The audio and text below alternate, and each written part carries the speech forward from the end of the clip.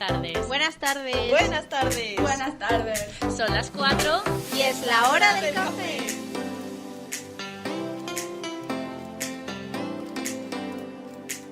Muy buenas tardes, un jueves más en nuestro canal y esperamos que como siempre nos escuchéis cada jueves. Y bueno, pues nada, en primer lugar quería decir que lo siento si este episodio y el de la semana pasada tiene un poco menos de calidad debido a que estamos separadas otra vez. Oh. Pero bueno, no pasa nada, la semana que viene se arregla todo ok. Así que bueno, hoy tampoco es el Día Internacional de nada. ¿Nos sorprende? No nos sorprende. Pero ayer fue un día muy especial y es que fue el día de la eliminación de la violencia contra la mujer. Y bueno, nosotras como 4 mujeres pues tendríamos que mencionar este día, que esperamos que en un futuro obviamente no exista ni siquiera... Sí, que no haga falta tener que reivindicar que se elimine la violencia contra las mujeres. Justo, no sabía cómo expresarme, Paula, muchas gracias. Me había quedado en blanco. Pero bueno, pasando al tema de hoy traemos un tema muy interesante, también algo relacionado con el de la semana pasada, que si no lo habéis escuchado podéis ir, tanto ahora como cuando acabéis el podcast, cuando queráis, podéis ir a verlo. Pues vamos a hablar hoy de la alternativa a la democracia, porque ¿existe alguna alternativa mejor? Peores seguramente que todos pensemos que sí, pero ¿existe alguna alternativa mejor? Bueno, pues Paula hoy nos va a hablar de este tema. Efectivamente, este tema me resulta bastante curioso y espero que a vosotras también me gustaría que participarais. Y es que nosotros, ahora mismo sabemos que la mayor parte de los países se pueden definir como democracias independientemente de que sean más similares al concepto de democracia representativa o no, o que sea una democracia pues iliberal como se definen otros. Pero es verdad que la democracia representativa de hoy en día dista mucho de la democracia directa ateniense, que fue como donde surge, o a la vez de la democracia utópica que se desarrolla por los filósofos y etcétera. Entonces, como que vivimos una versión más realista o factible, por así decirlo. Pero bueno, hoy no he venido a hablaros de democracias iliberales, ni de plutocracias, ni de oligarquías, ni cosas de esas. He venido a traeros unos conceptos que me han parecido un poco más curiosos y que me parecen bastante interesantes. Bueno, son 4 en concreto y, creo que os podría decir que os dedico casi uno a cada una un poco con cariño. El primero se lo dedico a Marina y se llama panarquía. Vale, ¿qué es la panarquía? Un pan. Sí. No, casi, pero me encantaría que fuera la democracia de los panes o de los empanados. No. Que me define mucho también. No tiene nada que ver con pan exactamente, sino que es un término pues que acuñó Paul-Émile Depuy y que hace referencia a una forma de gobierno que abarcaría a todas las demás. Es un poco extraño, así tal y como lo explico, pero viene también un poco derivado de la anarquía. Por eso me ha hecho gracia y me ha recordado a ti, por todos esos libros que te estás leyendo últimamente. Vale, así de primeras, como decía, suena un poco extraño, ¿vale? Pero a lo que hace referencia la panarquía es que cualquier persona tiene derecho a elegir la forma de gobierno que más le guste o en la que quiera que le gobiernen, pero sin verse obligado a mudarse de su ubicación actual. Os suena muy raro esto, ¿verdad? Os parece como algo muy surrealista. Vale, pues os voy a explicar un poco en qué consiste. Y es que es un sistema extraterritorial, es decir, no se vincula al territorio o a la tierra, sino que la jurisdicción de cada gobierno, de lo que depende, es de la afiliación de la persona. Es decir, que ahora, por ejemplo, Marina, pues le apetece formar parte de la democracia iliberal de Orbán, pongámosle. Pues ella va a su oficina de membresía política cerca de la zona física en la que ella vive y allí le dan un formulario que ella rellena. Pero eso existe de verdad, ¿no? ¿Verdad? A ver, es un concepto utópico. De momento no ha llegado a establecerse en la práctica. Pero bueno, el caso es que al final cada ciudadano puede declarar en un formulario, que obviamente es revocable, es decir, tú lo puedes cambiar en cualquier momento, pues la manera específica en la que quiere que se le gobierne. Y entonces queda obligado solo bajo ese gobierno concreto. Además, es curioso porque como es revocable, lo que se busca desde la panarquía es eliminar las revoluciones, los imperios y las guerras.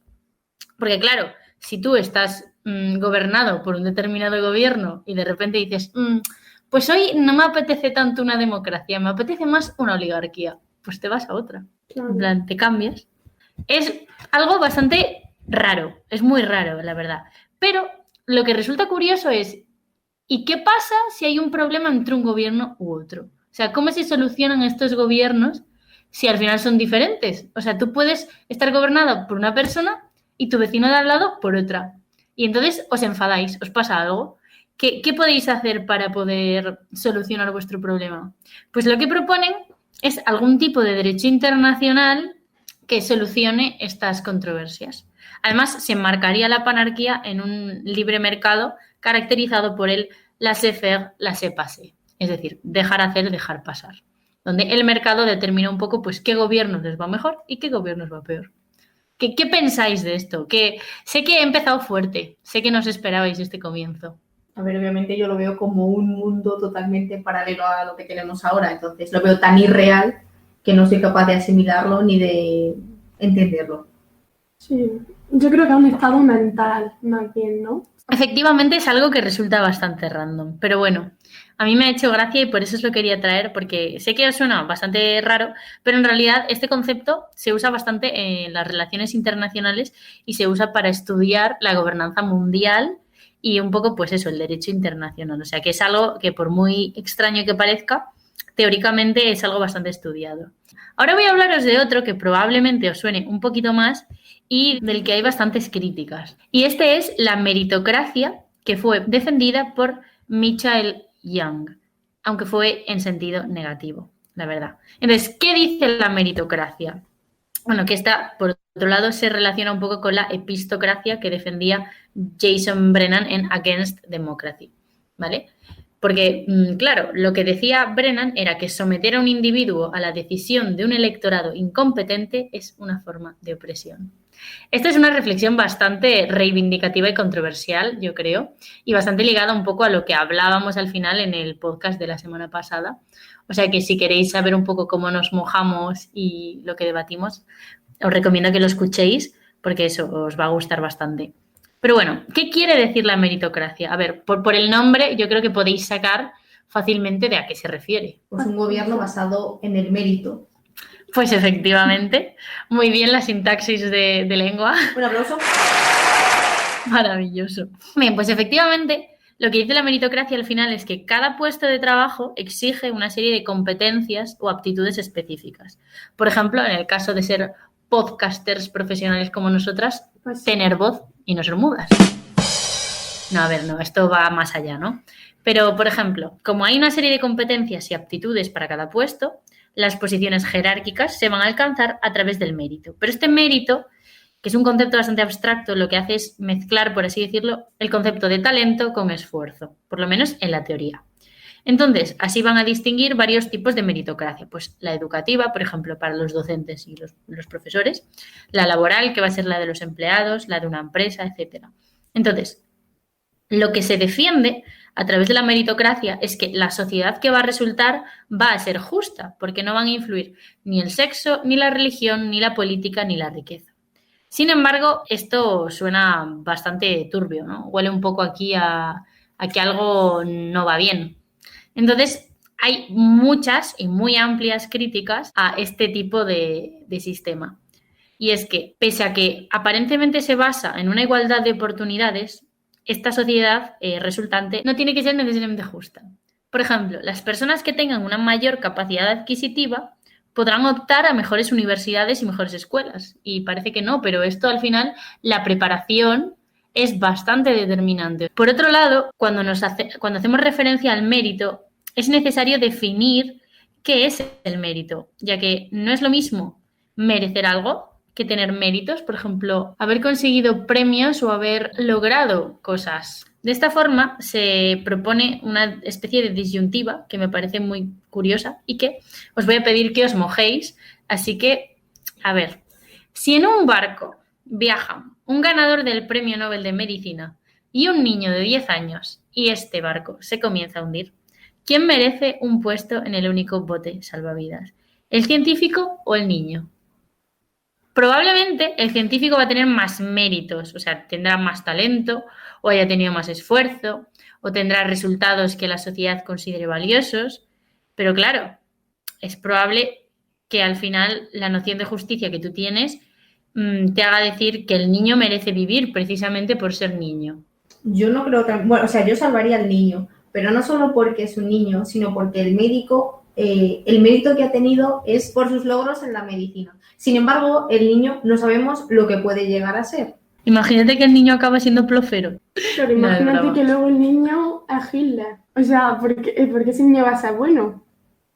Bueno, pues porque es el deber de la sociedad formar a gente capaz, competente y con una actitud crítica. ¡Boom! Marina, ¿no te quieres mojar? A ver, yo es que, no sé, esa decisión me parece muy difícil. No me gustaría tener que decidir sobre la vida de otras personas. A ver, yo estoy de acuerdo, pero por desgracia hay que hacerlo. En eso se basa la vida, en tomar decisiones. Pues si hay que hacerlo, Pero pues... la vida o muerte de otras personas, igual no. Yo es que salvaría al médico. Yo salvaría al médico si tuviera que decidir porque ya está contribuyendo bien a la sociedad, pero el niño no sabemos en qué podría derivar. Y que probablemente el pobre médico haya vivido más cosas en su vida y tenga más vínculos y relaciones que el pobre. Pero si este médico tiene 98 años y el niño Claro, tiene pero es que 3, no sabe los años que tiene el médico. Hombre, si el médico está ya a punto de palmarla, pues que la palme, ¿sabes? Pero en plan... Es que está muy no. relativo. Bien, pues después de plantearos eso, que me gustaría que los que nos estéis escuchando os mojarais también por redes sociales y nos dijerais vosotros a quién salvaríais, voy a pasar al siguiente, que es la demarquía o la estococracia, también denominada democracia estocástica, que sí, que el podcast se llama La alternativa a la democracia, pero en realidad ha sido solo clickbait, tenéis que asumirlo. Lo que os estoy presentando aquí son una serie de teorías bastante, yo creo que curiosas y un poco random, pero que a la vez pueden activar nuestra mente, que al final lo que pretendemos con el podcast es tanto que aprendáis como que penséis. Casi que lo más importante es lo segundo. que aprendéis y que aprendamos nosotros Os también. mentimos, pero es para aprender. Bueno, tal y como decía, la demarquía fue un término acuñado por Peter Dienel Burkhardt Werner y desarrollado en el siglo XX por John Bernheim. Esta es una democracia realizada por un sorteo voluntario, es decir, este matiz es muy importante, ya que no todos los ciudadanos van a estar interesados en los problemas políticos, que esto es bastante triste en realidad, pero es una realidad, ¿no? Es decir, por mucho que se invierta en la educación cívica, va a haber gente a la que no le interese. Entonces tú puedes presentarte al sorteo de manera voluntaria. De esta forma se van a eliminar tanto las elecciones como los partidos políticos. Y entonces, ¿cómo va a funcionar este sistema así por sorteo? Pues podemos distinguir los tres poderes, ejecutivo, legislativo y judicial, pero debemos englobarlos en dos categorías. El poder ejecutivo y el legislativo van a ser dos grupos que van a tomar decisiones sobre las políticas públicas. Entonces, dentro del ejecutivo y el legislativo, cualquier ciudadano puede ser útilmente elegido para integrar los cuerpos. Es decir, son cuerpos integrados por personas no técnicas que no necesitan una formación profesional especializada y son personas que se van a presentar voluntariamente al sorteo. Sin embargo, el Poder Judicial sí que debe ser escogido porque se considera que se necesita una carrera especializada. Entonces, ¿por qué se plantea este sistema? Lo que se pretende es evitar la manipulación de las elecciones. Es decir, que los grupos de interés, que en muchos casos intentan financiar las campañas con intención de guardarse un poco la influencia o una serie de compromisos si ganan las elecciones, y también evitar la desvinculación entre los políticos y el electorado, puesto que el electorado en muchos casos se ve envuelto en la desinformación y acaba siendo pasivo y se descompromete de la realidad política. Entonces, por otro lado, también se procura eliminar los privilegios de la clase política. Entonces, ¿qué es lo que aparentemente conlleva este sistema respecto a la democracia representativa que tenemos ahora o que defienden sus teóricos? Pues lo que dicen es que es un sistema que permite la representatividad de todos los grupos y etnias, porque al ser por un sorteo, toda la gente que se haya presentado como es de manera aleatoria, pues se distribuiría como una normal. Esto es un concepto muy clásico de estadística, pero que la mayor parte de las personas pues estarían representadas. Aunque es verdad que muchos de los que se presentan no llegarían nunca a gobernar. A pesar de esto, se mejoraría la preparación y la difusión de la cultura dentro de la ciudadanía, porque se esforzaría por educar a la gente para que estos quisieran ser gobernantes y para que se interesen de verdad por el panorama político. Pero además tienen una corrección del sistema, y es que los que no sean legalmente capaces de gobernar podrían ser deseleccionados. Y así se evita que sus actos queden impunes si hacen algo mal al gobernar y serían juzgados por los jueces sin que estos sufran la presión del partido político. ¿Qué pensáis vosotras de este sistema? Yo en esto veo muchos fallos. ¿Cómo cuáles? A ver, yo creo que el sistema de votación en sí es un poco injusto.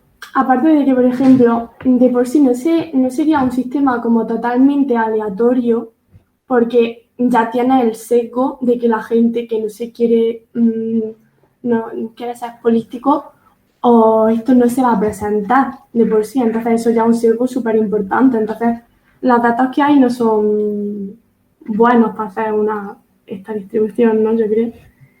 Y luego, no sé, me parece muy injusto un sistema aleatorio en el que, pues ya está, escogemos a este presidente, ni siquiera lo conocen ni lo votan, o sea. A mí me ha rechinado muchísimo lo que has dicho de que a la gente se les prepara para ser políticos. Se supone que la educación se dirige a crear ciudadanos cívicamente buenos, es decir, concienciados, con la mente en la realidad y en las necesidades políticas. O eso he entendido yo a partir de mis lecturas. Claro, pero esa educación cívica que se supone que se les da a las personas para que sean políticos ejemplares, igual no es la misma para todo tipo de políticos. ¿Quién decide qué tipo de educación cívica se da? Porque igual a ti igual te parece que una educación cívica está muy bien y lo mismo María dice, pues esa educación cívica ni es educación cívica ni es nada, Ya, porque va en contra de... Eso hay mucha controversia en lo de la forma de educar, o sea, además ahora con la ley CELA que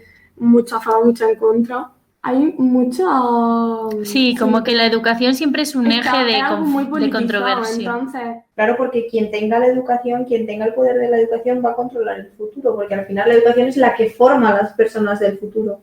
claro, pero eso es súper importante y yo creo que es un factor que no se puede dejar de un modo aleatorio, porque a lo mejor toca a uno que dice, buah, pues voy a hacer la educación así, otro que dice, voy a educar mientras que plantáis zanahorias, y otro que dice, voy a educar a todos a hacer robóticos. Entonces, es algo yo creo demasiado importante para dejarlo de hacer. Bueno, me alegra mucho de que vosotras aportéis vuestra visión crítica, porque al final yo solo vengo aquí a contaros cosas y me gusta que podéis poner vosotras también las críticas y que no tenga que traerlas siempre de los estudiosos, porque como personas normales también podemos tener opiniones y juzgar las cosas, porque no todo es blanco y negro, sino que hay que tener la capacidad de desarrollar un pensamiento crítico. Vale, pues os voy a traer ahora el último modelo ya, que es la geniocracia o el gobierno de los genios. Esta geniocracia fue promovida como un sistema por los raelianos, ¿vale? Esto de raelianos os suena ya algo interesante, Que ¿verdad? vienen de Plutón. Suena eso. No. No exactamente, pero sí que está relacionando con los planetas, los extraterrestres y todas estas cosas. Y es que los raelianos son una organización atea que promueve la creencia de que unos seres extraterrestres muy avanzados, científicamente, más concretamente los Elohim, habrían creado la vida sobre la Tierra mediante ingeniería genética. Vale, pues ¿qué defienden los raelianos? Pues una oligarquía que esté controlada por las personas que tengan una mayor inteligencia potencial. Es decir, inteligencia potencial, no coeficiente intelectual, ¿eh? No es lo mismo. Y es que para optar al gobierno tendrías que tener una inteligencia potencial superior al 50% de la media. Mientras que para poder votar debería ser superior al 10%. Es decir, aquí ya se introduce una gran cantidad de gente que se quedaría fuera del sistema, ¿no? Pero además, este sistema viene acompañado por un sistema económico que va a ser similar al comunismo. Es decir, no va a existir una propiedad privada, sino que el Estado va a arrendar la propiedad a sus ciudadanos por 49 años, para así eliminar las herencias. Vale, sé que esto suena así como bastante random, sobre todo después de que os haya dicho lo de los extraterrestres, pero es que realmente os quiero contar toda la telenovela que hay detrás de esta historia, porque vamos, yo creo que os va a sorprender bastante. Y es que consideran que este sistema, por ejemplo, sería solo temporal, y es que al final se llegaría a un sistema autosostenible donde los robots desarrollaran prácticamente todo el trabajo. Ah, claro. ¿Vosotras qué pensáis? ¿Se podría llegar a dejar la política en manos de inteligencia artificial o de robots? Yo creo que no, Yo creo que porque yo creo que para ser un buen político necesitas tener emociones y como empatizar con la gente a la que gobiernas. Entonces, un robot, por mucho que avance en la inteligencia artificial, nunca va a poder sentir lo que sentimos los humanos. Entonces, creo que por muy avanzado que esté el robot para hacer sus medidas según sus datos estadísticos o los datos que tenga, nunca va a tener esa empatía ni esa capacidad de conectar con sus ciudadanos. Bueno, hay algunos políticos que no tienen esa capacidad. También es verdad.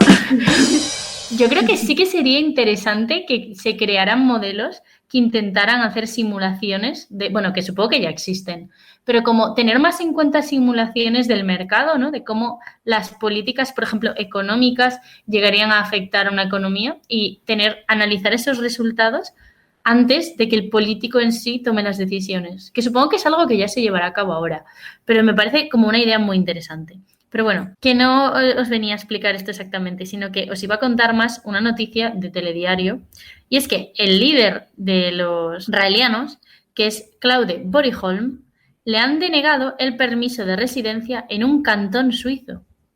Y esto es bastante raro, ¿no? Porque que te denieguen vivir en un sitio aparentemente es bastante sorprendente, ¿no? ¿Qué habrá hecho? Pues mira, ojo a las declaraciones de los suizos. Y es que dicen que Borilón defiende la libertad sexual absoluta y la clonación humana, asuntos contrarios a la moral y al orden público en Suiza, y que esa doctrina tiende a provocar derivaciones sexuales en los menores severamente reprimidas por el Código Penal suizo. Es decir, que antes de defender teorías hay que leerlo todo, porque es muy extraño. Y ese es mi mensaje para vosotros tras esta historia. Así que, chicas, me gustaría acabar con una pregunta para vosotras, después de toda esta retahíla de información un poco sin sentido, pero que a mí por lo menos me ha parecido bastante interesante y me he divertido mucho preparando el podcast. Y es, ¿tenéis alguna idea, algún sistema que os gustaría proponer como alternativa a la democracia? La dictadura. No. Yo creo que lo dije también en el anterior podcast, pero de los sistemas políticos que se han inventado, creo que hasta ahora el mejor es la democracia. Igual después de unos años decimos, ¡buah! Pues la democracia no servía para nada. Pues puede ser, porque se puede inventar un sistema mejor. Pero hasta ahora yo me quedo con la democracia, la verdad. A ver, yo también creo que la democracia, como Davinia, es el mejor sistema que hay hasta ahora y muchas cosas pueden no gustarnos o pueden no gustarle a la gente, pero o sea, creo que es lo mejor y que no cambiaría como tal los principios de la democracia, como puede ser el Estado de Derecho, la división de poderes. Eso obviamente yo, en mi opinión, no lo cambiaría, sino que más bien reformaría el sistema político, pero no la democracia como tal, como régimen.